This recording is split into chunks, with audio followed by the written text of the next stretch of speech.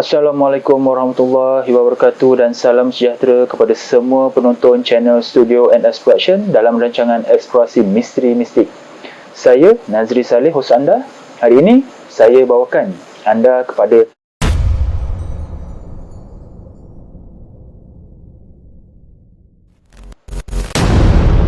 sumber maklumat yang kami perolehi dari kaedah ilmu kebatinan secara Islam, iaitu Al-Haq. Jika anda tidak suka dari sumber tersebut, sila berhenti menonton video dari channel ini. Sebelum saya teruskan video ini, bantu saya dengan tidak skip iklan ketika menonton video di channel ini. Subscribe channel ini kepada yang belum subscribe dan share video ini, semoga ramai yang akan dapat manfaat, dan pastikan anda menonton video ini sampai habis supaya anda faham secara menyeluruh berkenaan sejarah yang ingin disampaikan.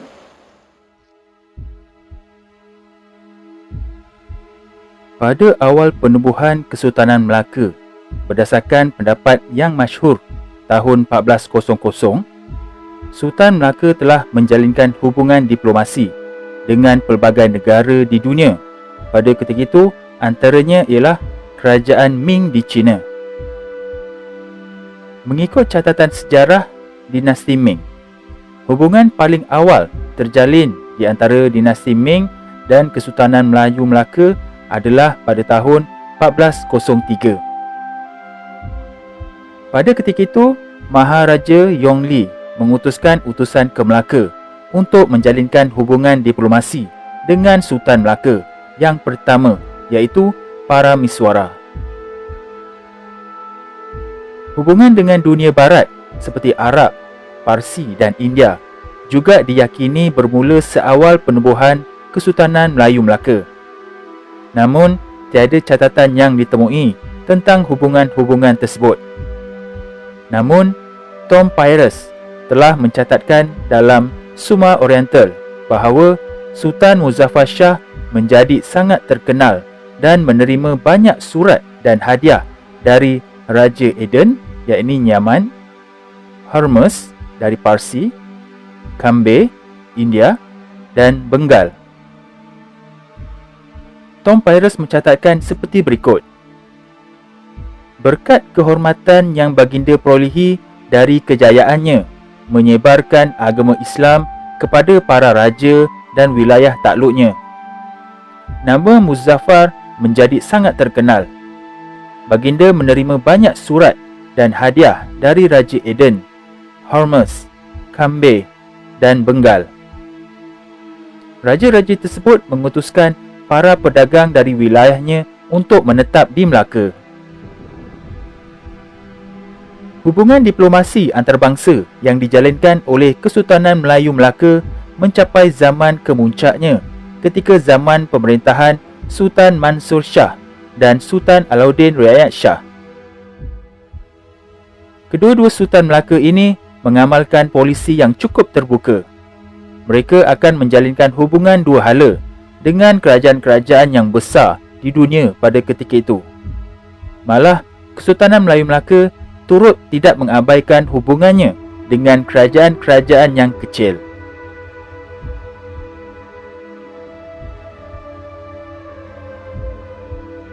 Sultan Mansur Shah terkenal sebagai seorang sultan yang berjiwa besar dan mementingkan kedamaian. Maka, polisi menjalinkan hubungan diplomasi dengan kerajaan-kerajaan yang ada pada ketika itu menjadi keutamaan di dalam pemerintahannya. Hubungan antara Kesultanan Melayu Melaka dengan kerajaan di bahagian barat tidak hanya terbatas kepada Aden, Hormuz, Cambay dan Bengal sahaja, seperti mana catatan Tom Paris. Ianya lebih luas kepada kerajaan-kerajaan lain seperti Mamluk, Uthmaniyah, Gujarat, Calicut dan lain-lain, terutama selepas zaman Sultan Muzaffar Shah. Sebaik saja dilantik menjadi Sultan Melaka, Sultan Mansur Shah mengamalkan polisi untuk menjalinkan hubungan dengan kerajaan-kerajaan besar di dunia pada ketika itu, seperti Rukyu, iaitu Jepun, China, Majapahit, Calicut, Gujarat, Siam, Mesir, Parsi, Turki Uthmaniyah, dan lain-lain lagi. Kesan dari hubungan antarabangsa yang dijalinkan. Tom Pyrus menyatakan bahawa di zaman Kesultanan Mahmud Shah, terdapat sebanyak 84 buah bangsa asing yang berdagang di Melaka, termasuk bangsa Turki Uthmaniyah. Catatan Cina juga mencatatkan bagaimana hubungan di antara kerajaan Ming dan Kesultanan Melaka di zaman pemerintahan Sultan Mansur Shah berada di kemuncaknya. Seawal pelantikan Sultan Mansur Shah sebagai Sultan Melaka bagi menggantikan ayahandanya Sultan Muzaffar Shah yang baru mangkat, Maharaja Cina telah memberikan pengiktirafan kepada Sultan Mansur Shah.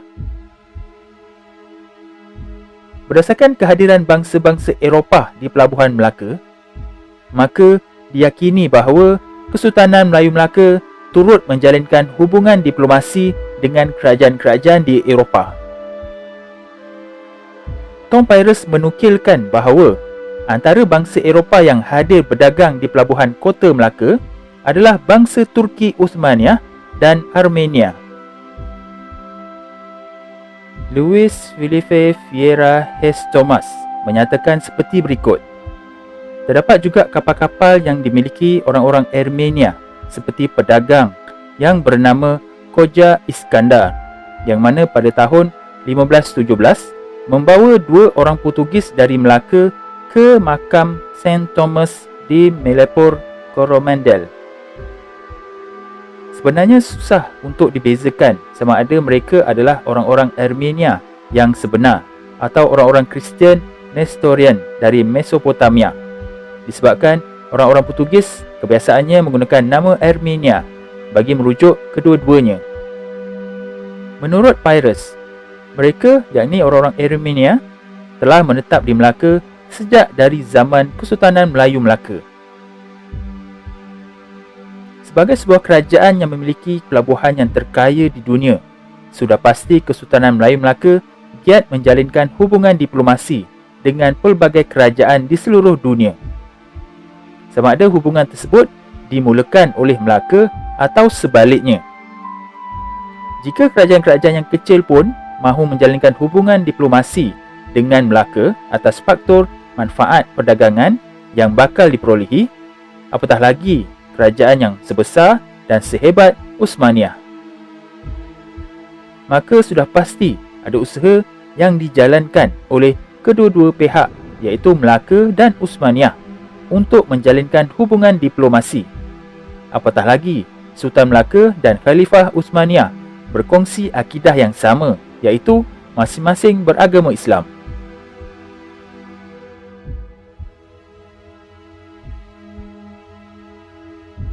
Berdasarkan sumber maklumat tersebut, tahukah anda besar mana pelabuhan Melaka ketika itu? Dapatkah anda bayangkan betapa besar dan luasnya pelabuhan Melaka di zaman kegemilangan Empayar Melaka? InsyaAllah, dalam video ini, saya dan Puan Ita akan jawab persoalan ini berdasarkan dari sumber batin. Apa yang akan saya sampaikan ini terpulang kepada anda sama ada ingin percaya atau tidak. Nasihat saya, jangan terus menolak dan jangan pula terus menerima bulat-bulat selagi anda belum betul-betul meyakini melalui hati nurani anda.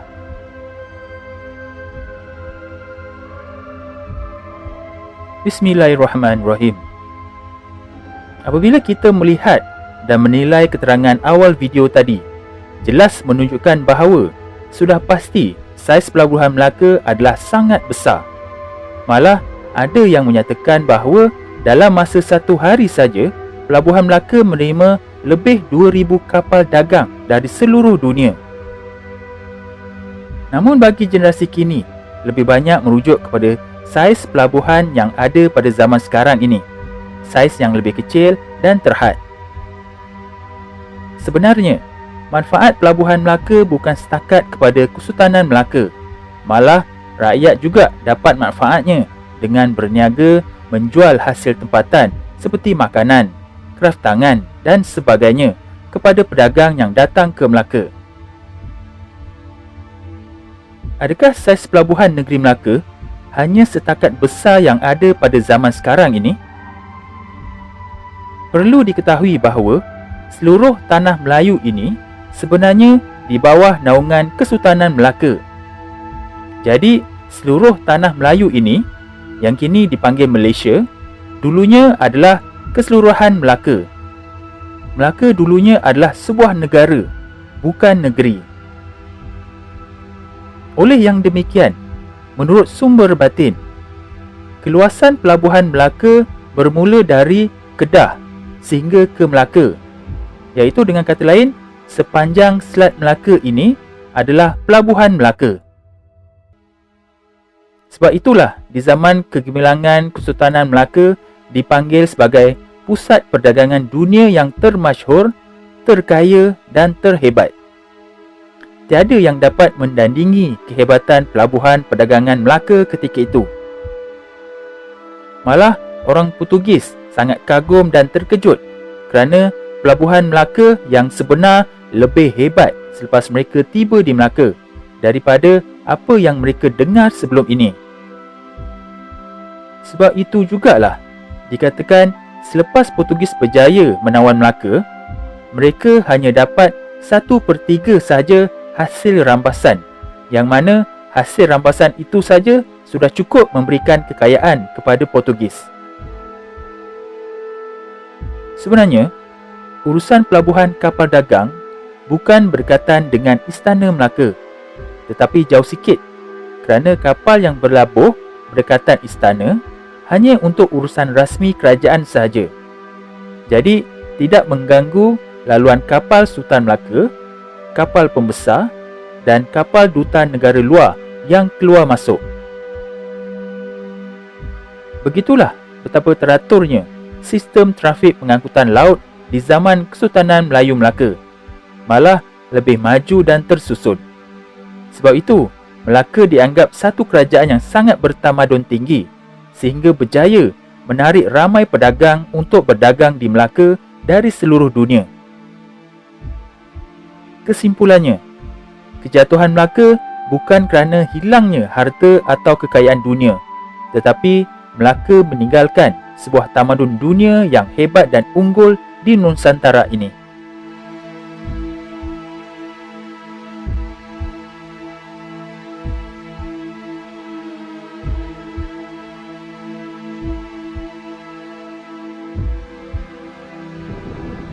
Jadi itu saja video untuk kali ini, diharap dapat memberikan sedikit pendedahan kepada generasi kini dan akan datang, juga memberikan sedikit maklumat kepada pengkaji dan peminat sejarah supaya dapat merungkaikan lagi sejarah ini.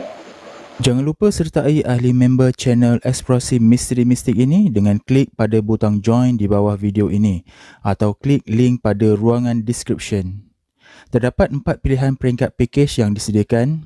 Untuk penerangan lanjut, sila klik join sekarang dan anda akan dibawa kepada video penerangan berkenaan package-package tersebut. Jadi sampai di sini saja video untuk kali ini dan jumpa kita di episod akan datang yang lebih menarik insya-Allah. Assalamualaikum.